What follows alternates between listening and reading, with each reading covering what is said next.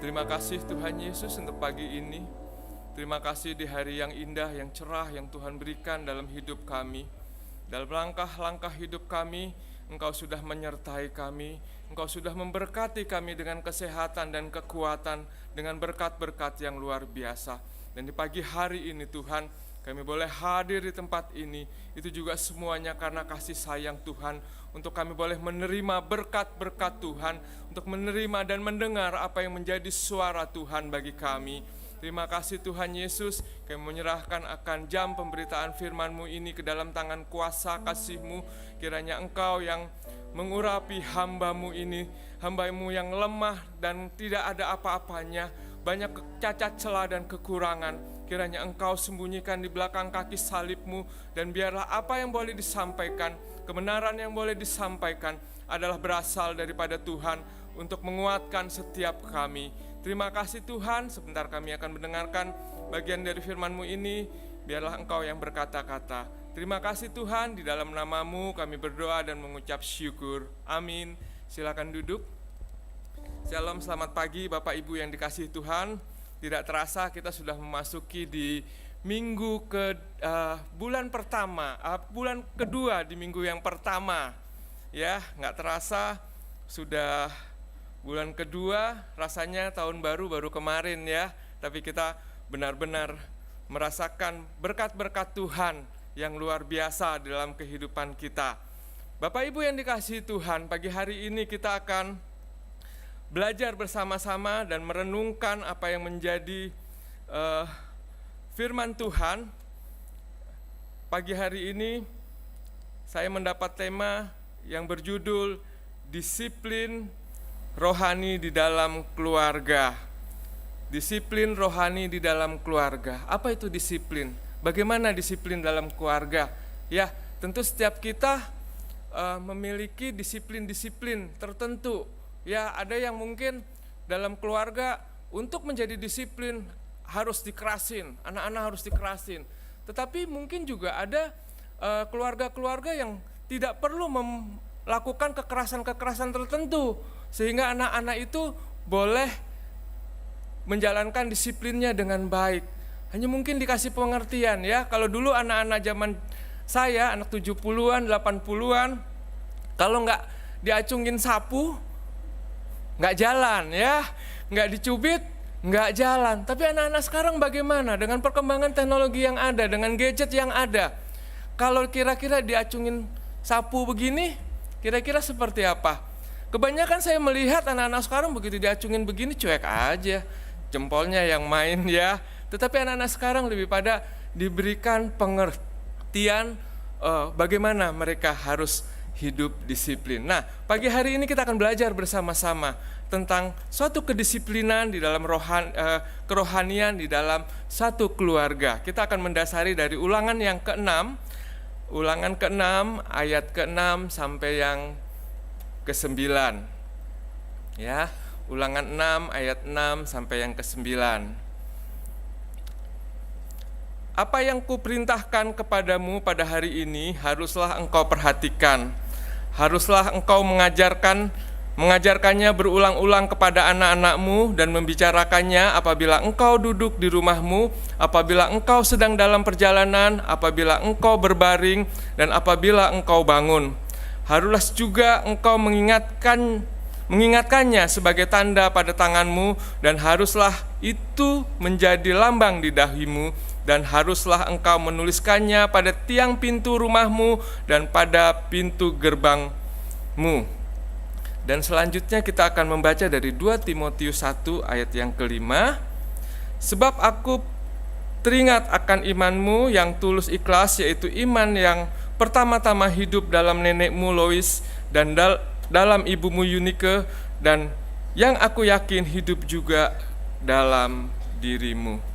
Bapak Ibu yang dikasihi dalam Tuhan, kalau kita mendengar kata disiplin, kira-kira apa yang ada di benak kita?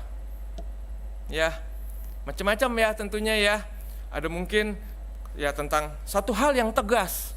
Disiplin adalah sesuatu yang tegas, sesuatu yang boleh dibilang nggak ada kompromi, satu yang tegas ya. Atau mungkin diasosiasikan kepada sesuatu yang keras. Ya, waktu saya kecil, kalau nggak dikerasin, rasanya nggak jalanin ya. Disuruh bangun tidur gitu ya, bangun tidur. Kamu jam sekian besok harus bangun karena kamu harus sekolah. Kalau nggak dikerasin, nggak bangun. Ya, dulu saya kalau ingat masa kecil, harus bangun paling telat jam 3, tetapi harus bangun rata-rata jam 2. Bagaimana bisa bangun jam 2? Ya, anak-anak lain mungkin bangun jam 5 atau jam 6. Tetapi saya harus bangun jam 3. Kenapa jam 3? Karena kalau jam 3 saya bangun, maka saya berangkat berjualan di pasar itu paling cepat 3:30. Kapan siap-siapnya? Ya, jadi jam 2 udah dibangunin. Rasanya berat sekali. Berat, gak enak. Kadang-kadang ibu saya bangunin sekali, ya tidur lagi. 2 kali, ya tidur lagi. Ketiga dia kesel, ambil sapu, pukul. Nah, kadang-kadang kedisiplinan itu harus dimulai dari hal-hal yang semacam itu. Ya, pada akhirnya menjadi satu pola kebiasaan. Harus bangun jam 2, ya bangun jam 2, siap-siap jam 3 harus sudah ada di pasar. Jam 6 kembali ke rumah. Dan kemudian berangkat sekolah. Ya. Jadi mungkin bingung, kok ke pasar Pak Yoyo gitu ya. Dulu saya berjualan di pasar, jualan sayur ya. Jadi jam segitu harus berangkat. Ya, harus berangkat. Kalau enggak, pelanggannya jam 6 udah sepi. Kebanyakan orang yang sambil lewat aja berangkat kerja. Tetapi kalau yang jam 3 itu benar-benar orang yang memang belanja buat dijual lagi atau memang buat di rumah. Nah, itulah kehidupan yang saya alami. Jadi kebiasaan, kedisiplinan dimulai dari hal-hal yang kadang-kadang harus dengan cukup keras, ya, cukup keras. Dengan pukulan mungkin, dengan cubitan mungkin, atau mungkin supaya bisa bangun harus disiram pakai air ya. Seperti itu. Tetapi itulah pola yang banyak diterapkan orang-orang zaman itu pada usia saya, dan pada akhirnya menjadi kebiasaan. Kalau sudah menjadi kebiasaan, gak perlu dibangunin, dia akan bangun. Demikian juga dengan disiplin dalam kerohanian kita. Pada saat kita sudah memulai, untuk memulai itu gak gampang kadang-kadang. Untuk memulai itu, aduh males ya, apalagi pulang kerja. Dari kantor sudah angan-angan nih, udah cita-cita nih. Saya mau ajak anak-anak saya kumpul, makan sederhana di rumah sambil saya merenungkan firman Tuhan dan berdoa. Sampai rumah yang jadi apa? Males, habis mandi, makan, mulai deh ngantuk. Ya, akhirnya lupa. Tetapi kemalasan itu tentunya harus dilawan. Kemalasan itu harus dengan tegas, saya harus bisa, saya harus lakukan. Dan pada akhirnya kemudian menjadi sesuatu yang biasa, sesuatu kebiasaan. Kalau itu sudah menjadi suatu kebiasaan, maka hal-hal yang tadi yang terasa berat, yang terasa rasanya wah, gak bisa nih, menjadi sesuatu yang biasa kita lakukan. Sama seperti Bapak Ibu untuk ke gereja, mungkin bangun pagi untuk ibadah jam 6, waduh, perjuangan, ya, perjuangan. Apalagi malamnya habis nonton bola tuh bapak-bapak, ya, mau bangun rasanya, wah berat nih, cuma sejam nih tidur, nanti di gereja bisa jangan-jangan saya tidur, begitu bangun pada saat amin gitu ya. Bisa jadi itu terjadi. Tetapi bagaimana kita menerapkan disiplin? Apa itu disiplin? Saya mengambil beberapa catatan dari literasi yang ada. Jadi di sini disiplin dikatakan melatih diri sendiri atau orang lain untuk menaati peraturan dan tindakan dan tingkah laku yang dibuat dengan menggunakan hukuman atau sanksi untuk mengoreksi pelanggaran. Ini literasi yang saya dapat. Jadi kadang-kadang hal tersebut dilatih dengan hukuman kadang-kadang, atau mungkin dengan sanksi, atau dengan tindakan di mana orang itu harus atau mau untuk melakukan. Seringkali seperti itu. Nah, bagaimana disiplin itu? Dari sisi yang lain, mungkin sedikit saya ambil dari sisi psikologi. Semoga benar ya, karena ini kutipan. Dari sisi psikologi dikatakan perilaku yang memiliki tujuan jangka panjang lebih besar dibanding dengan tujuan jangka pendek. seseorang yang disiplin adalah orang yang telah mentargetkan sesuatu tujuan dan memiliki kemauan kuat untuk mencapai tujuan itu dengan kerelaan untuk mengorbankan kenyamanan jangka pendek. Ya, jadi kalau kita mau disiplin, ada sesuatu yang dibayar, ada sesuatu yang harus kita bayar, ada sesuatu kerelaan yang harus kita bayar untuk kita boleh menjadi disiplin. Ya, kenyamanan kita mungkin itu yang harus kita korbankan juga. Ya, pulang kerja nyaman nih, enakan tidur deh daripada berdoa atau baca firman Tuhan. Atau pada pagi hari, santai dulu toh berangkat kerja jam 7, ini sekarang masih jam 5. Ya, satu yang nyaman mungkin buat kita. Tetapi inilah disiplin. Kita harus mengalahkan itu. Ya, harus mengalahkan kenyamanan kita. Harus mengorbankan apa yang menjadi kebiasaan kita tadinya santai-santai menjadi tidak santai. Akhirnya menjadi suatu kebiasaan. Ya. Jadi sikap disiplin dalam rumah tangga perlu, itu sangat perlu kita terapkan dengan yang tadi saya bilang, mau kita mengorbankan rasa nyaman kita, mau mengorbankan apa yang menurut kita biasa menjadi tidak biasa.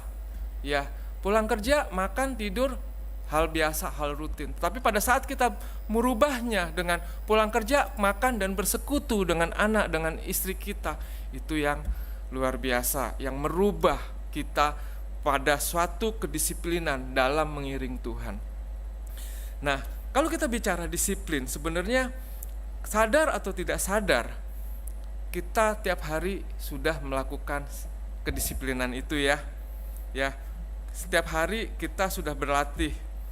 Dari kecil bahkan ya, pada saat orang tua kita mengatur kapan kita harus tidur, kapan mulai tidur siang, kapan harus tidur malam, kapan mandi ya. Kalau anak-anak mungkin mandi karena senangnya main air, nggak disuruh mandi aja udah jamnya mandi nih, padahal belum jamnya mandi. Tapi pada saat tertentu anak-anak di usia sekarang di atas 15 biasanya yang saya perhatikan, namanya mandi nanti dulu deh, asik main gadget.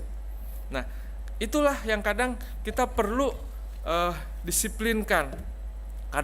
Kadang juga anak-anak ini perlu didisiplinkan untuk belajar, untuk mengerjakan PR-PR, untuk melakukan tugas-tugas, sehingga pada saat dia di sekolah, dia benar-benar memiliki hasil yang baik. Kadang kita sebagai orang tua hanya menuntut anak-anak nilainya harus baik, ya atau tidak. Tetapi kita tidak pernah mendisiplinkan diri kita memberi contoh bagaimana anak-anak harus belajar, ya atau tidak. Atau mungkin kita berharap anak-anak kita punya waktu atau bagian kapan mereka main gadget, ya main game, dan kapan waktunya mereka istirahat, kapan waktunya mereka harus belajar dan ngerjain PR. Kadang kita sebagai orang tua justru mencontohkan, kita dengan asik main handphone, tapi kita bilang sama anak kita, "Oi belajar, oi mandi, oi." Mungkin seperti itu ya. Apakah kita sudah mencontohkan satu bentuk kedisiplinan kepada anak-anak kita di rumah kita? Ini baru suatu disiplin ya, disiplin yang rutin yang ada di dalam setiap kehidupan kita hari lepas ke sehari. Bagaimana kalau kita bicara dengan disiplin rohani? Disiplin rohani. Saya mengutip dalam Perjanjian Lama, kalau kita melihat disiplin dalam rohani diantaranya adalah mendidik. Kita bisa melihat dari Amsal 1 ayat 8, "Hai anakku, dengarkanlah didikan ayahmu dan janganlah menyia-nyiakan ajaran ibumu." Ini dalam terjemahan baru, dalam firman Allah yang hidup dikatakan, "Anakku, dengarkanlah didikan ayahmu dan janganlah mengabaikan nasihat ibumu." Ya, ini suatu didikan, satu pengajaran di mana anak-anak harus mendengarkan apa yang menjadi pengajaran dari kedua orang tuanya. Kita lihat lagi dari Amsal pasal yang kedua-dua ayat yang ke-6.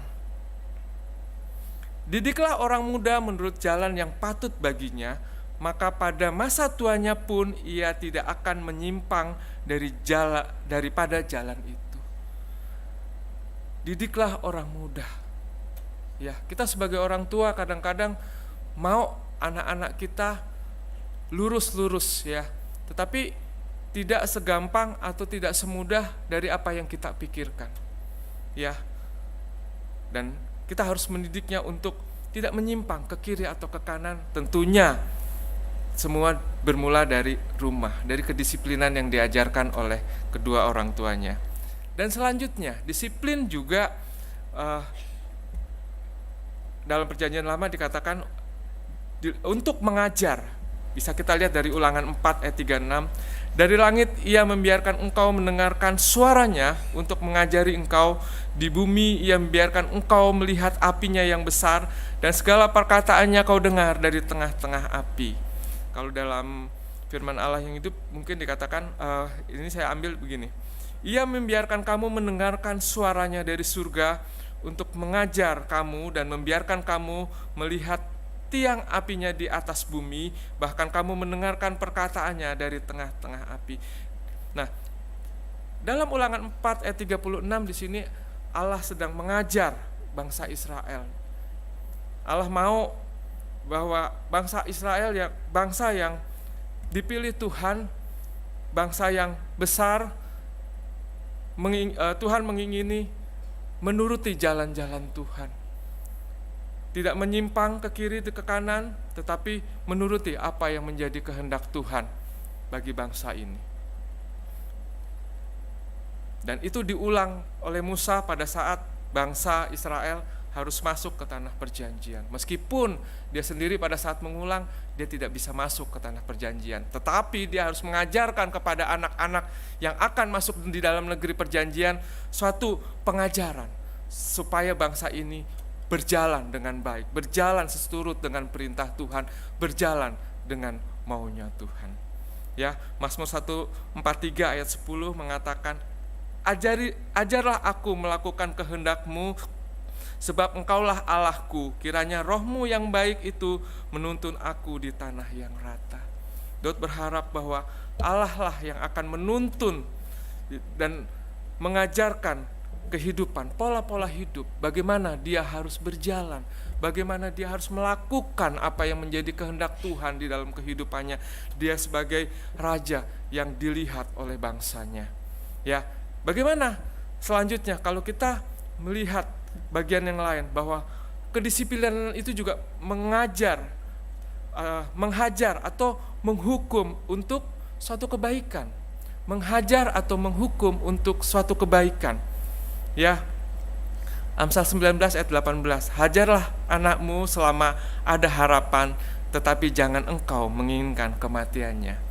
Dalam firman Allah yang hidup dikatakan, didiklah anakmu sejak masa kecilnya sementara ada harapan, kalau tidak engkau akan merusak hidupnya. Jelas firman Tuhan katakan, kalau kita tidak mengajarkan anak kita dengan baik, anak-anak muda yang akan meneruskan kehidupan, maka kitalah ya sebenarnya yang sedang merusak kehidupan mereka. Jelas firman Tuhan di sini dikatakan. Mazmur 118 ayat 18 juga dikatakan, Tuhan telah menghajar aku dengan keras, tetapi ia tidak menyerahkan aku kepada maut.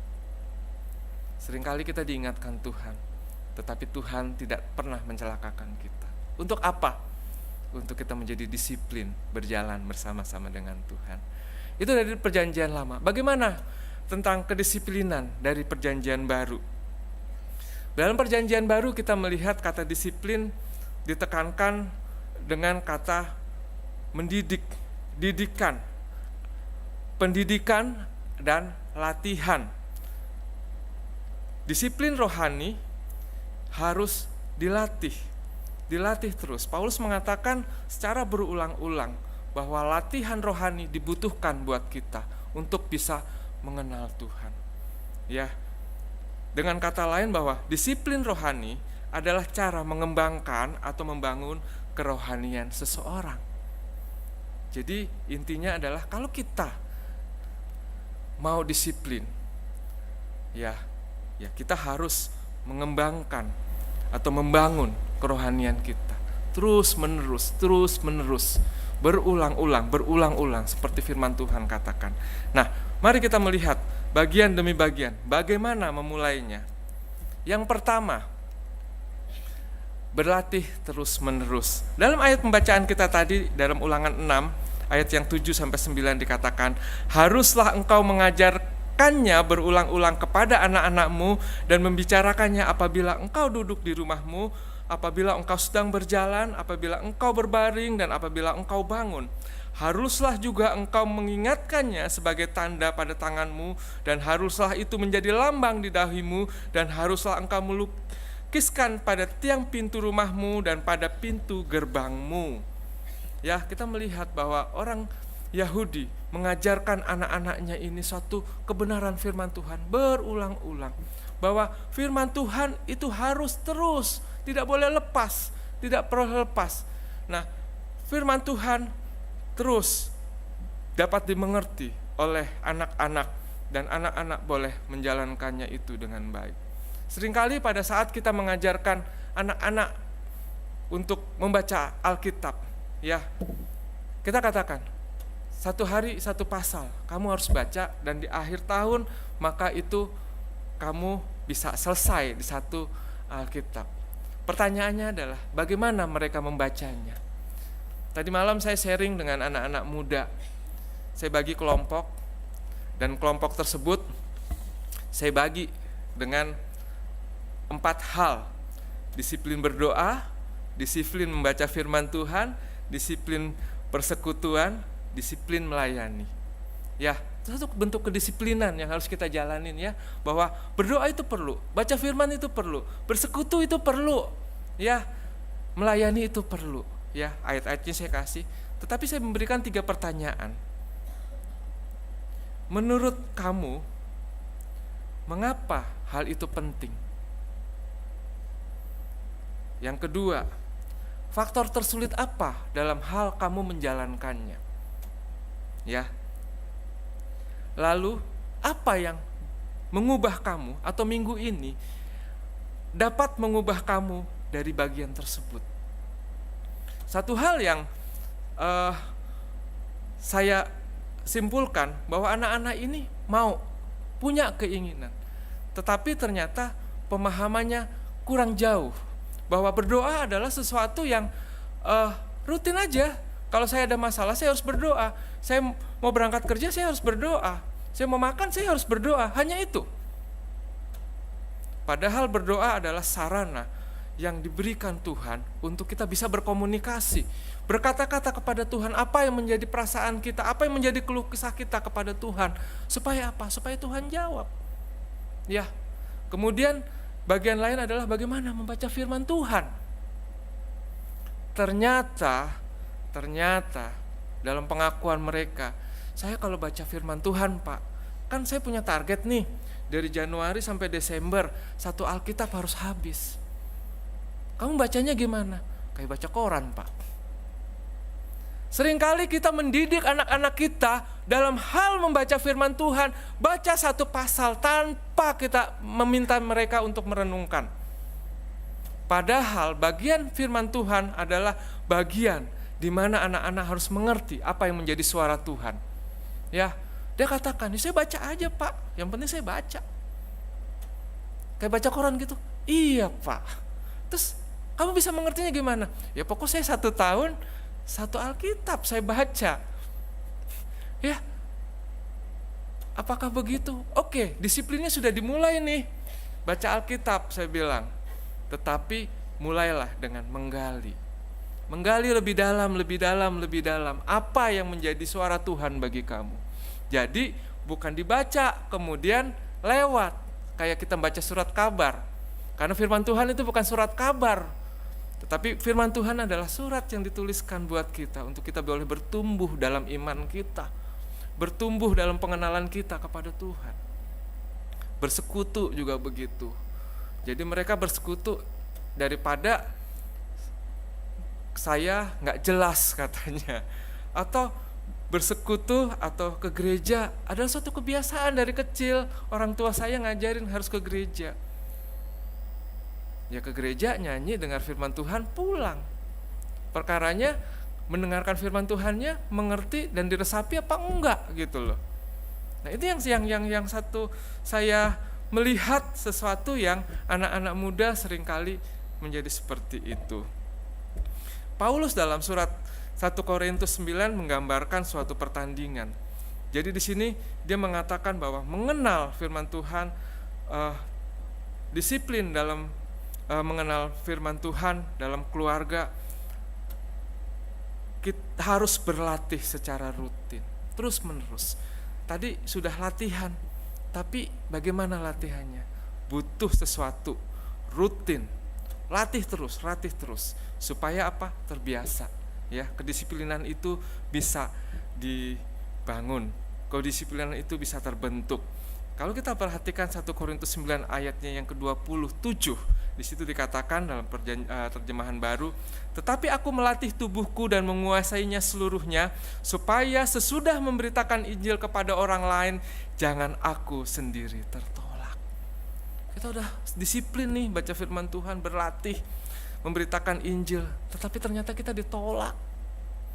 Dalam firman Allah yang hidup dikatakan, seperti seorang atlet saya menggembleng tubuh saya, melatihnya, melakukan hal-hal yang harus aku lakukan dan bukan hal-hal yang dikehendakinya. Sebab kalau tidak, saya takut kalau setelah mempersiapkan orang-orang lain untuk berperlombaan, saya sendiri dinyatakan tidak memenuhi syarat lalu ditolak. Bapak Ibu yang dikasihi Tuhan, dalam kehidupan sehari-hari, jika kita sudah melakukan apa yang harus, yang diminta atau yang diperintahkan, kemudian kita ditolak, rasanya seperti apa? Sedih, kesel, marah tentunya ya. Bagaimana pada saat kita berjalan mengikuti jalan Tuhan, tetapi ternyata Tuhan tolak kita? Kira-kira seperti apa? Jadi di sini berlatih secara disiplin. Disiplin perlu latihan-latihan yang rutin, terus menerus. Baik baca firman Tuhan, berdoa, melayani, dan pada hal-hal yang lain. Nanti kita akan lihat lagi di bagian yang lain ya.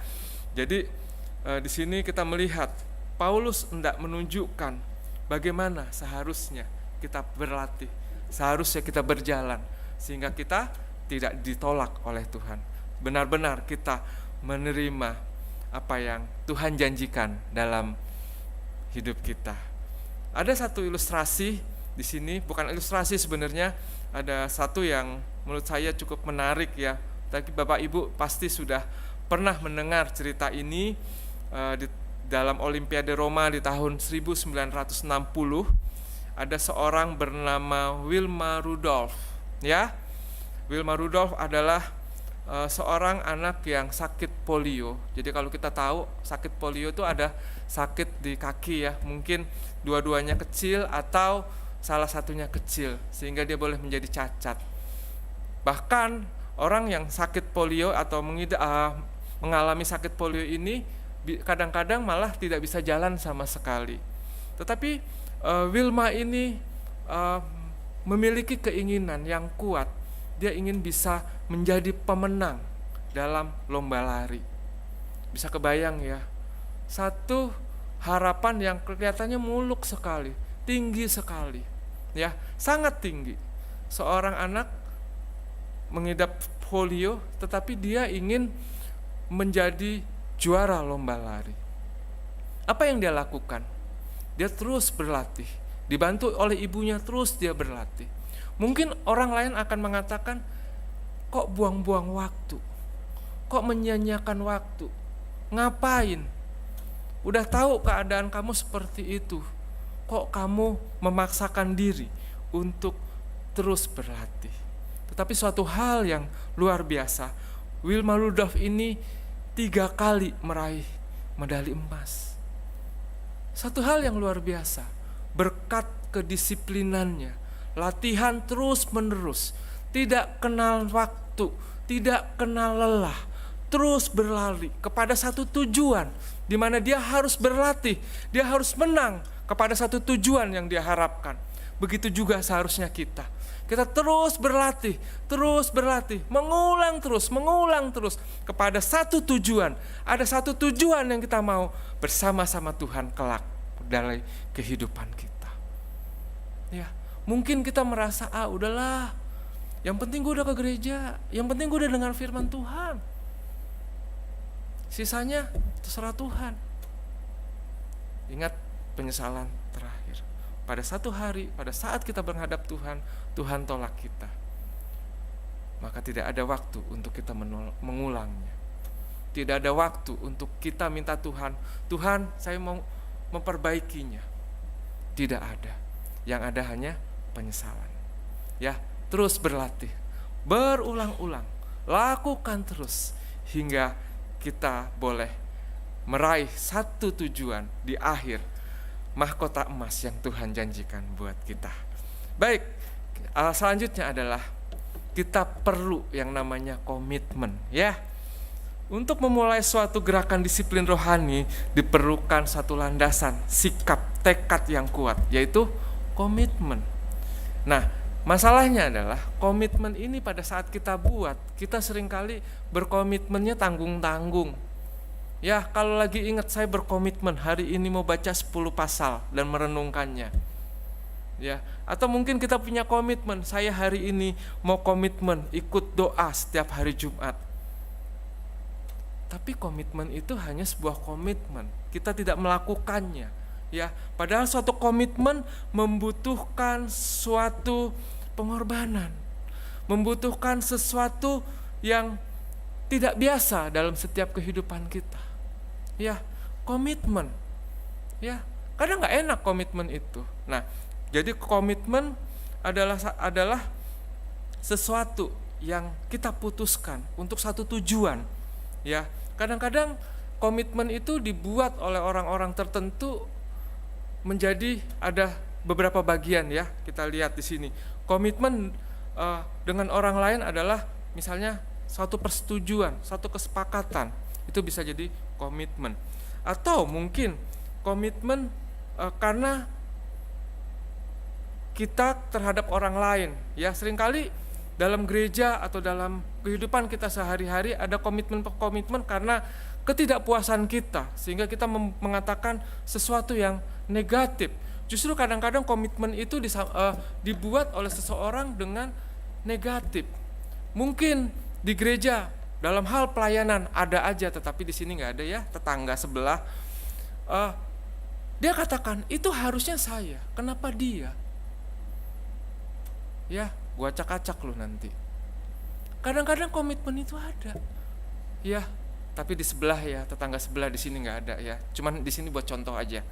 Kadang-kadang justru mungkin di tim pelayanan nggak suka dengan orangnya. Besok dia waktu pimpin pujian, bassnya gue gedein nih. Atau mungkin di alat musiknya nih gue gedein.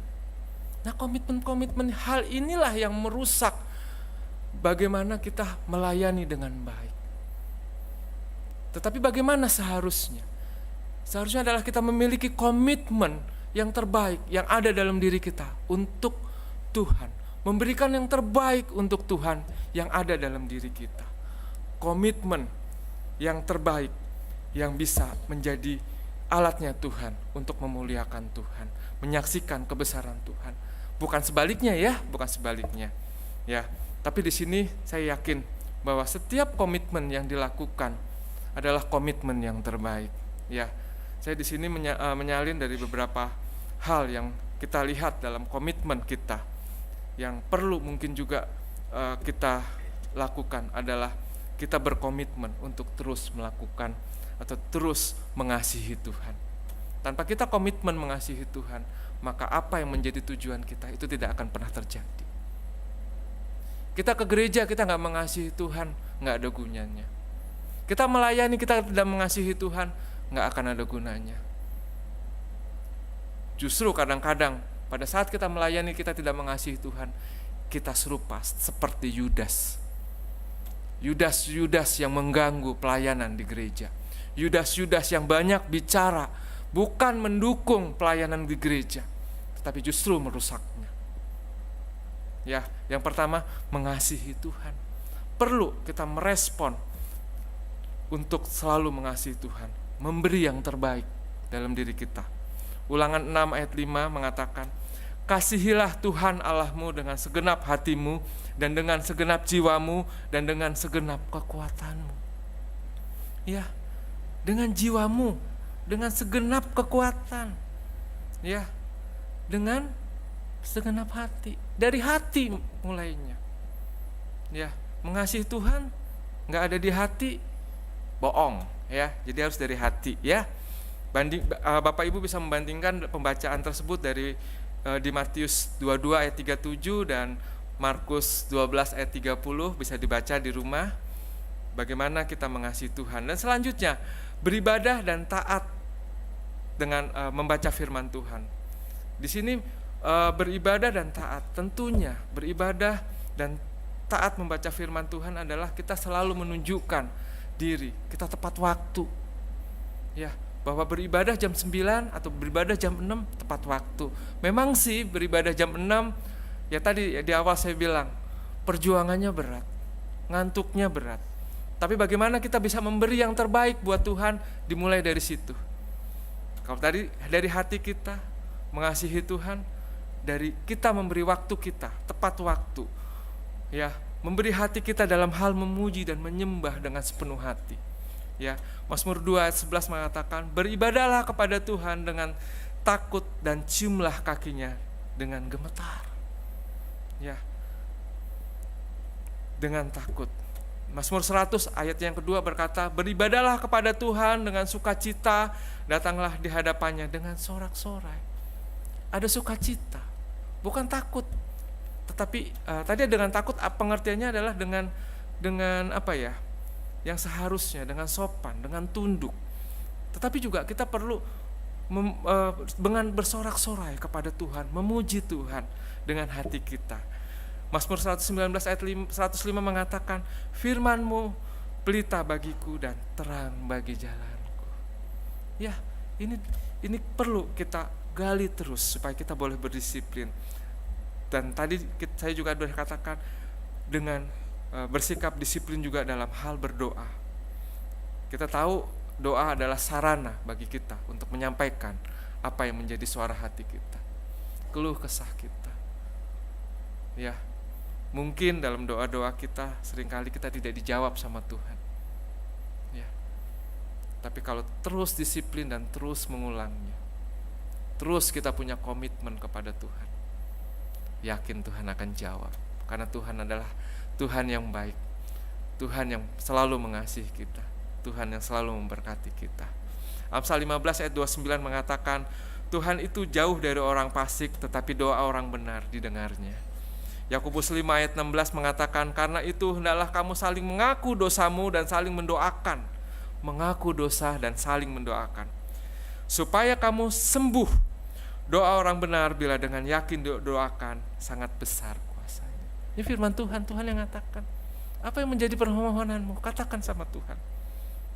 Dan selanjutnya adalah kita berkomitmen, bertumbuh dalam iman.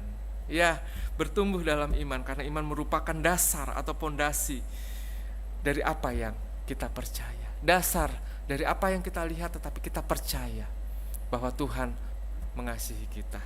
Ibrani 11 ayat 1 mengatakan, iman adalah dasar dari segala sesuatu yang kita harapkan dan bukti dari segala sesuatu yang tidak kita lihat. Dan Kolose 2 ayat 7 mengatakan, hendaklah kamu berakar di dalam Dia dan dibangun di atas Dia, hendaklah kamu bertambah teguh di dalam iman yang telah diajarkan kepadamu, dan hendaklah hatimu melimpah dengan syukur.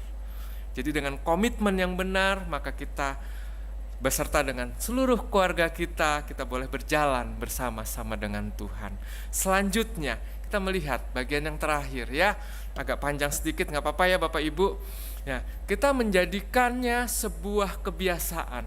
Jadi kalau tadi kita sudah berkomitmen, kita sudah mengulang-ulang, jadikan itu suatu kebiasaan. Ya, kalau itu suatu kebiasaan, rasanya itu nggak berat lagi buat kita. Rasanya itu udah biasa kok.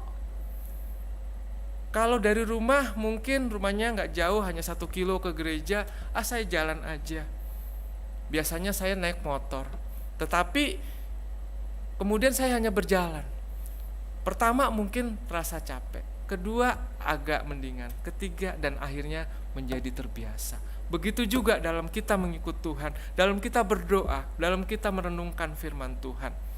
Ya, kita perlu membiasakan diri, bukan hanya mengulang tapi membiasakan dari hati kita untuk kita belajar ya melakukannya. Ya. Seorang psikolog terkenal Timothy Piski mengatakan, menghentikan sebuah kebiasaan berarti membentuk kebiasaan baru. Sebuah respon baru yang lebih saya ulang, menghentikan sebuah kebiasaan berarti membentuk kebiasaan baru, sebuah respon baru yang lebih kuat. Jadi kebiasaan lama yang merespon tentu masih ada, tetapi menjadi lebih dominan. Ya, kebiasaan lamanya masih ada, tetapi pada saat kita merubah atau merespon satu kebiasaan baru, maka yang akan menjadi dominan adalah kebiasaan baru kita. Jadi kalau kita tidak pernah meresponinya itu dengan suatu kebiasaan baru, maka kebiasaan lama kita tidak akan pernah terkikis. Ya, kita anak-anak Tuhan diharapkan seperti itu. Seperti bulan lalu kita bicara tentang iman, kita melihat Daniel, betapa dia disiplin dalam menjalankan ibadahnya, dalam dia berjalan bersama-sama dengan Tuhan. Alkitab mencatat bahwa Daniel berlutut, berdoa, serta memuji Tuhan. Ya, jadi Daniel melakukan itu dalam kesehariannya. Pertanyaannya adalah, apakah Daniel menjadi merasa susah? Tidak. Apakah Daniel semakin berat disusahkan? Tidak. Tetapi justru Tuhan menolong dalam setiap masalah, dari setiap hal yang harus dihadapi. Begitu hendaklah kita juga pada saat kita disiplin dalam kerohanian kita, kita menjalankan itu kebiasaan-kebiasaan yang ada, itu membawa kita kepada satu yang baik, pada harapan-harapan kita bahwa Tuhan akan menjawab, Tuhan akan menyertai kita, Tuhan akan menolong dalam setiap masalah-masalah kita. Jadi di sini kita bisa melihat bahwa melakukannya secara berulang-ulang, kemudian kita membangun komitmen dalam diri kita untuk berjalan bersama-sama dengan Tuhan, untuk disiplin, dan akhirnya menjadi sesuatu yang biasa. Sesuatu yang bisa kita lakukan untuk kita di dalam kehidupan kita sehari-hari.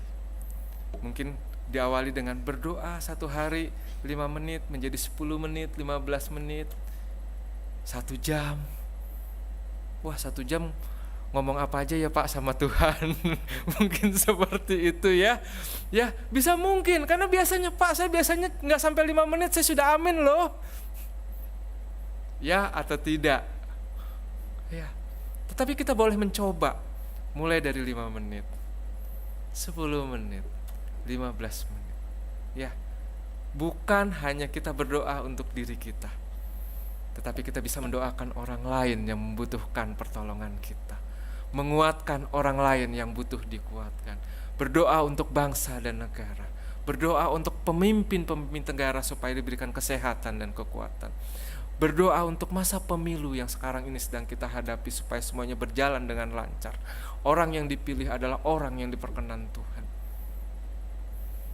Kalau kita sudah mulai mencatat, kita berdoa, yakin pasti lebih dari 15 menit. Pertanyaannya, kapan nih mau mulainya? Kapan kita merubah kebiasaan kita yang tadinya malas-malesan, nyaman, bangun tidur, ya nyamannya dikurangin dulu deh, nyamannya dikurangin dulu. Kita memulai satu hal baru untuk membiasakan diri itu, mendisiplinkan diri kita dulu, ya, sehingga kita bisa mendisiplinkan keluarga kita dalam hal pengenalan kita, rohani kita kepada anak-anak, mengenal Tuhan dengan baik, berjalan bersama-sama dengan Tuhan, mengiringi Tuhan, melayani Tuhan, memberi yang terbaik buat Tuhan.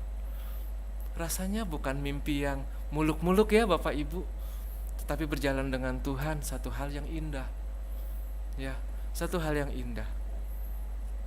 Karena Tuhan akan terus memberkati kita Ya, apapun kehidupan kita, apapun masalah kita, apapun pergumulan kita, akan menjadi indah pada saat kita disiplin berjalan bersama-sama dengan Tuhan, berjalan bersama dengan keluarga kita. Terima kasih, mari kita masuk dalam doa. Bapa di surga, kami mengucap syukur dan berterima kasih untuk pagi ini. Kami bersyukur Tuhan, Engkau berbicara kepada kami bagaimana kami harus disiplin, bagaimana kami harus berjalan dalam disiplin kami kepada Tuhan, bagaimana kami membangun iman kami, membangun iman keluarga kami untuk kami bersekutu dalam doa keluarga, dalam perenungan keluarga, dalam kebiasaan hari-hari kami, sehingga kami boleh menunjukkan kepada banyak orang akan kasih Tuhan, dan kami boleh merasakan berkat-berkat Tuhan, kasih sayang Tuhan, dan pemberian Tuhan yang luar biasa di dalam setiap kehidupan kami. Tuhan, terima kasih hamba-Mu telah selesai dalam menyampaikan berita kebenaran firman-Mu. Biarlah ini terus Tuhan berkata-kata di dalam hati kami, sehingga setiap firman Tuhan boleh terdengar dengan sempurna dan boleh dilakukan dalam setiap kehidupan hari lepas kesehari. Terima kasih Tuhan Yesus, terima kasih, di dalam nama-Mu kami berdoa dan mengucap syukur. Amin.